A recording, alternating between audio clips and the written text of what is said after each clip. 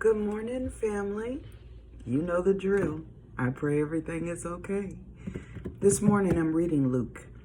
And in reading the New Testament, you hear in Matthew, Mark, and Luke, and John, you hear the same things, but you hear them in a different way. And I like the way that Luke breaks it down. And I'm reading about John the Baptist. But more importantly, I'm reading about his father. Zechariah he entertained Gabriel. Gabriel came to him because his wife was barren. Zechariah's wife was barren. And they wanted a child, but she was getting up in age. He was getting up in age. And Gabriel came to him and told him he was going to have a son. And I know this sounds familiar, but Zechariah didn't believe it. He's like, how is this going to happen? My wife is up in age and, she's barren. And he had disbelief. And because he had disbelief, he was struck mute. Now, he was supposed to go out and prepare offerings or pray for the people. And he couldn't do it. Like 1 minute he could speak. And when the people saw him next, he couldn't. He was mute. And he was mute until the point of birth. His son was born, and people asked what that child's name was. And the angel had already told him it was John. And there was dispute because there's nobody named John in the family, and the people were like, So, Zechariah, what are we naming the boy? And he wrote John. And as soon as he wrote that, he could speak. Can you imagine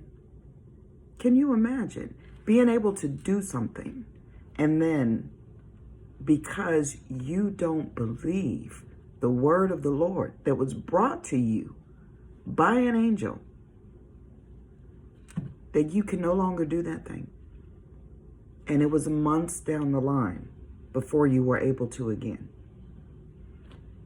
People believed that John was going to be blessed beyond measure, that there was something special with him because the Spirit of the Lord was with him from birth, people.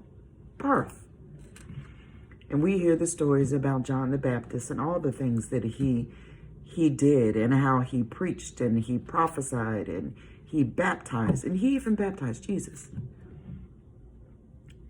And it amazes me how someone who was touched, spoken to, given the word,